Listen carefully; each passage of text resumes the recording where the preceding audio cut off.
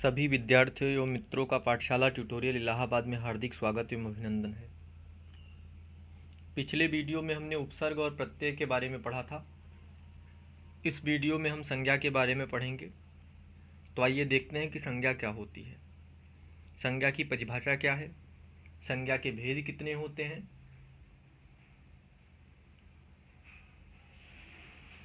तो अब देखते हैं संज्ञा की परिभाषा। संज्ञा का शाब्दिक अर्थ होता है नाम, यानी संज्ञा का मतलब है नाम वाले शब्द, अर्थात जिसका भी कुछ नाम होगा वो संज्ञा होगा। दूसरी परिभाषा यह भी है कि किसी व्यक्ति, वस्तु, स्थान, प्राणी आदि के नाम को संज्ञा कहते हैं। किसी भी व्यक्ति का नाम, वस्तु का नाम, स्थान का नाम, प्राणी का नाम, इन सभी को संज्ञा कहेंगे। जैसे एक उदाहरण लेते हैं, एक छोटा सा पैराग्राफ है। जैसे रमेश परीक्षा में प्रथम आया था, वह दौड़ता हुआ स्कूल से घर पहुंचा। इस बात से वह बहुत खुश था।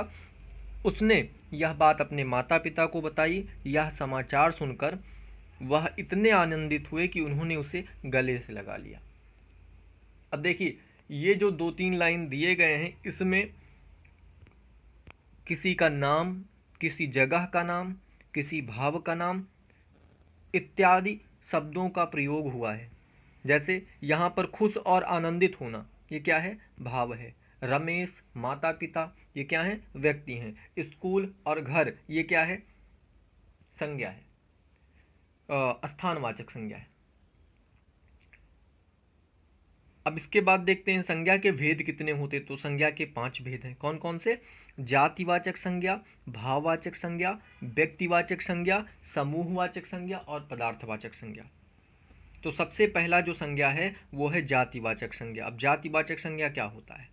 जिस शब्द से एक ही जाति के अनेक प्राणियों, वस्तुओं का बोध हो, उसे जातिवाचक संज्ञा कहते हैं। अर्थात जिस शब्द से किसी जाति का संपूर्ण बोध हो या उसके पूरे श्रेणी का, उसके पूरे वर्ग का ज्ञान हो। जैसे हमने कहा आदमी, या हमने कहा लड़का, या हमने कहा शेर, या ऐसे करके कोई भी शब्द कहते हैं। तो इसका मतलब ये है कि शेर जो है या आदमी जो है, किसी एक पार्टिकुलर पर्सन के लिए नहीं कहा जा रहा है।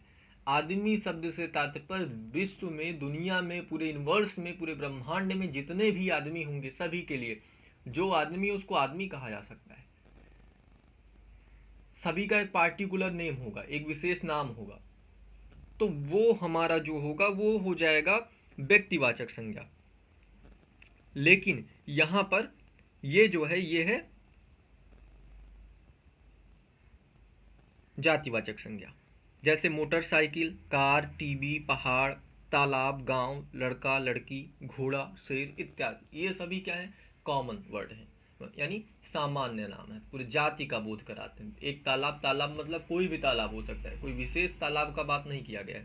शेर कोई भी, गांव कोई भी। तो ये जातिवाचक संज्ञा। दूसरा है भाववाचक संज्ञा। अब देखिए, भाववाचक संज्ञा मैंने ऊपर लिखा, जाति के बाद मैंने व्यक्तिवाचक संज्ञा नहीं लिखा है। यहाँ भाववाचक संज्ञा से बहुत से शब्द बनाए जाते हैं, इसलिए मैंने इसको पहले कर दिया। देख लेते हैं कि जिस संज्ञा शब्द से किसी के गुण, दोष, दशा, स्वभाव, भाव आदि का पता चलता है, उन्हें भाववाचक संज्ञा कहते हैं।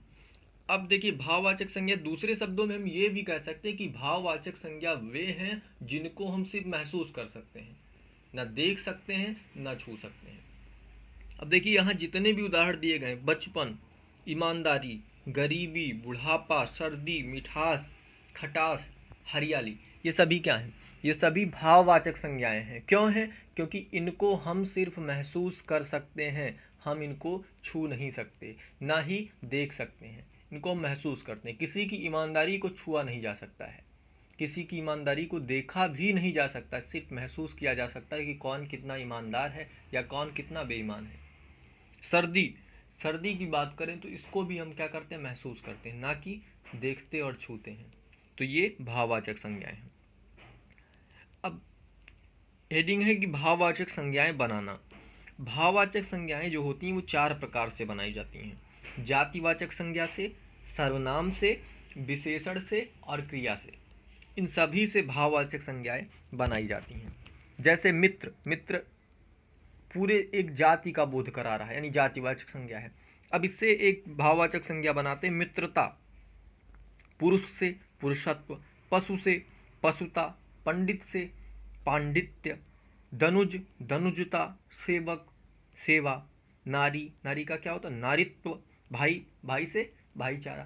तो ये क्या है भाववाचक संज्ञाएं। सर्वनाम से अगर हम बात करें तो पराया शब्द है, पराया से परायापन, सर्व से सर्वस्व, निज से निजत्व, विशेषण से मीठा क्या है विशेषण है, किसी की विशेषता बता रहा है। अब मिठास क्या हो जाएगा, ये विशेषता नहीं बताएगा, ये क्या होगा भाववाचक संज्ञा होगा। मधुर मधुरता, चौड़ा चौड़ाई, गंभीर गंभीरता, मूर्ख मूर्खता, पागल पागलपन, ये सभी क्या है विशेषण से बनने वाले भाववाचक संज्ञाएं। अब उसके बाद आता है क्रिया से भाववाचक संज्ञा बनाना। उड़ना क्या है, मैंने बताया क्रिया की परिभाषा क्या है कि क्रिया मतलब किसी काम का करना या होना, जिस शब्द से किसी काम का करना या होना पाया जाए उसे क्रिया कहते हैं। क्रिया का एक वो है कि पहचान ये है कि किसी भी क्रिया के अंत में ना हमको दिखाई देता है। अगर उसके फर्स्ट फॉर्म का यूज किया गया है तो उसमें अंत में ना, जैसे उठना बैठना लिखना पढ़ना, ये सभी क्या है क्रियाएं। तो उड़ना, देखिए उड़ना से क्या उड़ान, लिखना से लेख, खोदना खुदाई, कमाना कमाई, नाचना नाच, लूटना लूट, ये सभी क्या है क्रिया से बनने वाले भाववाचक शब्द। अब देखिए तीसरा जो वो है व्यक्तिवाचक संज्ञा। व्यक्तिवाचक संज्ञा क्या है, जिस शब्द से किसी एक विशेष व्यक्ति विशेष वस्तु विशेष स्थान विशेष आदि का बोध हो उसे व्यक्तिवाचक संज्ञा कहते हैं। अभी जैसे मैंने जातिवाचक संज्ञा में आपको बताया कि जातिवाचक संज्ञा पूरे जाति का, पूरे श्रेणी का, पूरे वर्ग का बोध कराता है। मैंने पुरुष कहा, महिला कहा, शेर कहा, लड़की लड़का, जो भी हमने कहा, इससे मतलब किसी भी व्यक्ति को, किसी भी वस्तु को, किसी भी स्थान को, किसी भी प्राणी को प्राणी कहकर किसी भी मनुष्य को मनुष्य कहा जा सकता है, किसी भी शेर को शेर कहा जा सकता है, लेकिन उसका एक विशेष नाम भी होता है और वही विशेष नाम व्यक्तिवाचक संज्ञा होता है। जैसे हमने देश कहा तो देश हो जाएगा जातिवाचक संज्ञा, लेकिन अगर हमने कहा भारत, अब भारत क्या है व्यक्तिवाचक संज्ञा। क्यों, क्योंकि इसका एक विशेष नाम है। अब किसी भी देश को तो हम भारत कह नहीं सकते, यानी इसका एक विशेष नाम है। ऐसे गोवा, दिल्ली, महात्मा गांधी, कल्पना चावला, महेंद्र सिंह धोनी, रामायण, गीता, रामचरितमानस, ये जितने भी हैं ये सब क्या है व्यक्तिवाचक संज्ञा है। उसके बाद देखते हैं समूहवाचक संज्ञा। समूह से तात्पर्य है किसी चीज के ग्रुप से, इसको समुदायवाचक संज्ञा भी कहा जाता है। जो शब्द संज्ञा शब्द किसी समूह या समुदाय का बोध कराते हैं समूहवाचक संज्ञा कहलाते हैं। अर्थात जो शब्द किसी विशिष्ट या एक ही वस्तुओं के समूह का, एक ही जाति के समूह का को दर्शाता है और वह समूहवाचक संज्ञा होता है या वह समूहवाचक संज्ञा कहलाता है। जैसे मैंने कहा गेहूं का ढेर, लकड़ी का गट्ठर, विद्यार्थियों का समूह, भीड़, सेना, ये सभी क्या है समूह है, और ये समूह है इसलिए ये समूहवाचक संज्ञा है। द्रव्यवाचक संज्ञा, द्रव्य से तात्पर्य ठोस द्रव और गैस से है। ठोस द्रव गैस यानी जिससे भी चीजें बनाई जाती हैं। जो संज्ञा शब्द किसी द्रव्य पदार्थ या धातु का बोध कराते हैं उसे द्रव्यवाचक संज्ञा कहते हैं। या जिससे भी चीजें बनाई जाती हैं उन पदार्थों को, उन द्रव्यों को द्रव्यवाचक संज्ञा कहा जाता है। अर्थात जो शब्द किसी पदार्थ, धातु और द्रव्य को दर्शाते हैं वह द्रव्यवाचक संज्ञा होते हैं। जैसे गेहूं, तेल, पानी, सोना, चांदी, दही, स्टील, घी, लकड़ी, जितनी भी चीजें हैं ये क्या है द्रव्यवाचक संज्ञा हैं।